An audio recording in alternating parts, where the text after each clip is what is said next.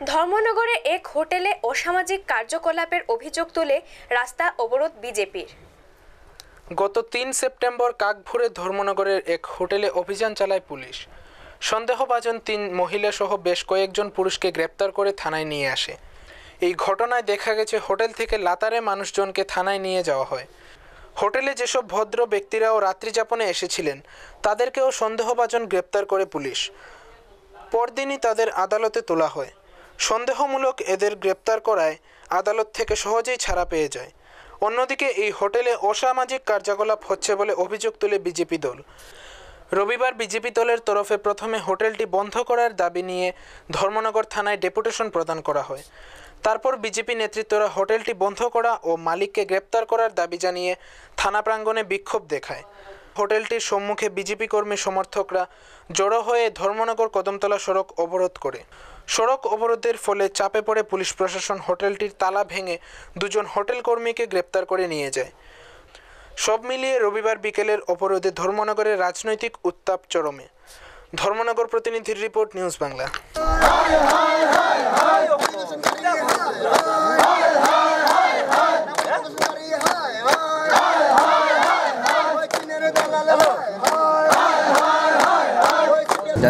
আইনের নজরে সবাই সমান, সেটা আইন দেখবে যে এটা শাস্তি হবে এদের। আমরা তো দাবি রাখবো শাস্তি হবে কিনা। ত্রিপুরা রাজ্যের আশা কম, শাস্তি তো হয় না। এরকমই ঘটে, যেহেতু নেতা পরিবার থেকেই আসেন ওনারা।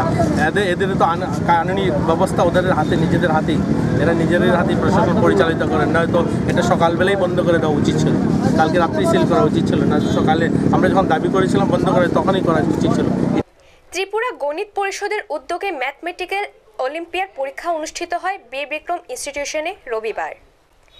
ত্রিপুরা গণিত পরিষদের উদ্যোগে বীর বিক্রম ইনস্টিটিউশনে রবিবারে অলিম্পিয়াড পরীক্ষা অনুষ্ঠিত হয়। ত্রিপুরা রাজ্যে এই পরীক্ষাটি একই তারিখে সর্বত্র অনুষ্ঠিত হয়। নবম এবং দশম শ্রেণীর মোট 91 জন ছাত্রছাত্রী উক্ত পরীক্ষায় অংশগ্রহণ করে। এই কথা জানান গণিত পরিষদ ইউনিটি সম্পাদক তরুণ দেব কাঙ্গন। ধর্মনগর প্রতিনিধি report, news Bangla. Tripura mathematical সোসাইটির উদ্যোগে আজকে সমস্ত ত্রিপুরায় যে ম্যাথমেটিক্যাল অলিম্পিয়াড ক্লাস 9-10 অনুষ্ঠিত হচ্ছে, তো আমাদের ধর্মনগরেও এই পরীক্ষাটি অনুষ্ঠিত হচ্ছে।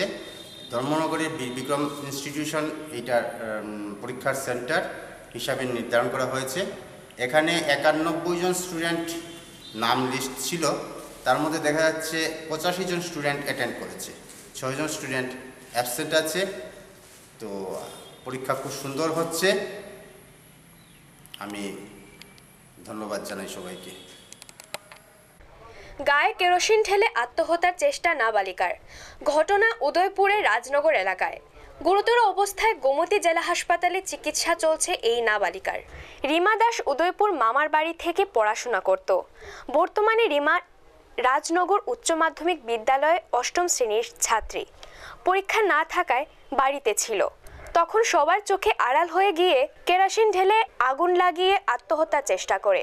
এদিকে প্রতিবেশীরা ঘরে আগুন দেখতে পেয়ে দমকল বাহিনীকে খবর দিলে কর্মীরা এসে তাকে গোমতী জেলা হাসপাতালে নিয়ে আসে। কর্তব্যরত চিকিৎসকরা অবস্থায় বেগতিক দেখে জীবিতে রেফার করেন। ঘটনাকে ঘিরে গোটা এলাকায় চাঞ্চল্য দেখা দেয়।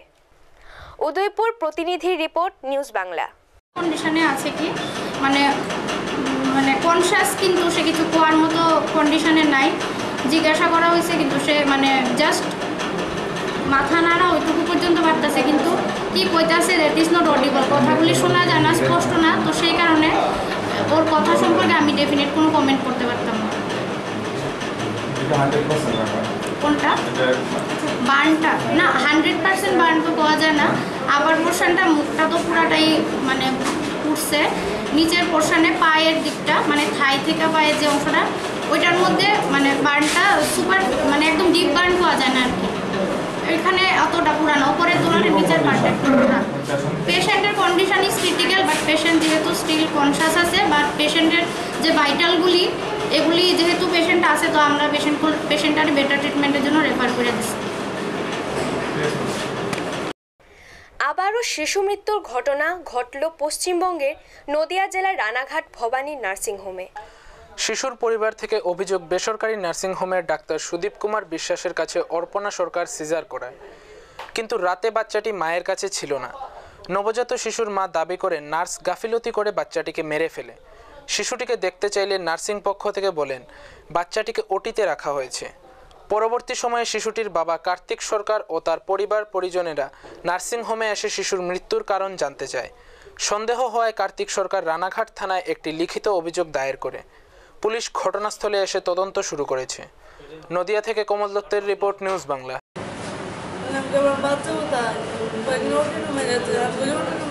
আমার ভালো বাচ্চা, কালকে ডাক্তার আমাদের ছুটি দিয়ে দিয়েছে, আমাদের চলে যাবো ড্রেসিং করে। তারপরে আমার বাচ্চাটাকে সুস্থ হচ্ছে, ছেলে 2.5 ঘন্টার মধ্যে আমার বাচ্চার কি হলো, দেখাশোনা করে নিয়ে ওর জন্য আমার বাচ্চার দম আসছে, এই হয়ে যাচ্ছে। কবে হচ্ছিল? মঙ্গলবারে। ওরা কি অভিযোগ করছে? হ্যাঁ। কোথায়? হ্যাঁ, আপনার নাম কি? অপর্ণা সরকার। আপনার স্বামীর নাম? কার্তিক সরকার। আমি যা সব অথরিটিকে, পুলিশকে বলেছি, আমি ওদের সঙ্গে কথা বলছি।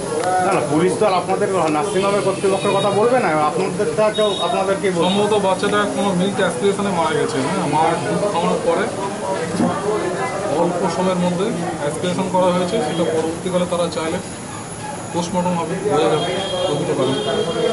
4-5 দিনের বাচ্চাটার বয়স মানে 4 দিন। 4 দিন পর কি ওরা হতে পারে? হ্যাঁ, 4 দিন পর এরকম একটা অ্যাক্সিডেন্ট হতে পারে? অ্যাসপিরেশন যে কোনো সময় হতে পারে। কোন ডাক্তার হেফাজত হচ্ছে?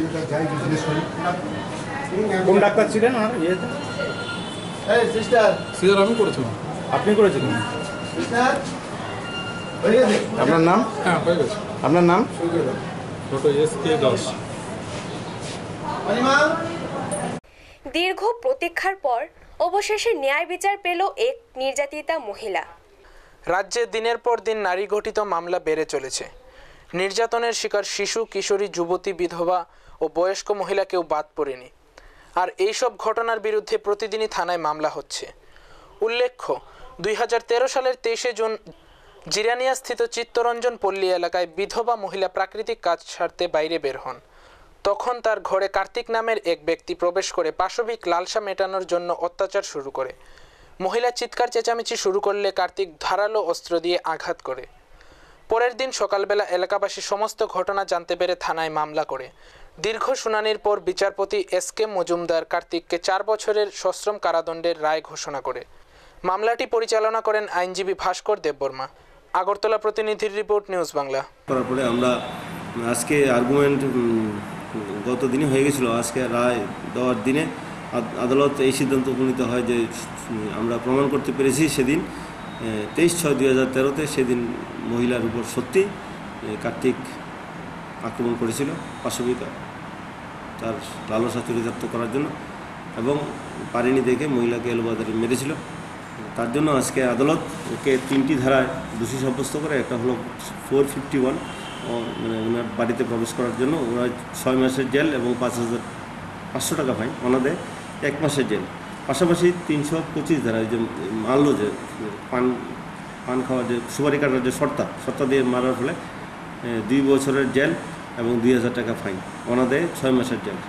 এবং মহিলাকে এই যে কাপড় চোপড় ধরে মহিলার শিলদানি যে চেষ্টা করেছিল 354D, তার জন্য 4 বছরের জেল, সাথে 3,000 টাকা ফাইন, ওনাদের 6 মাসের জেল। সর্বোচ্চ সাজা 4 বছরের, সবগুলির সাথে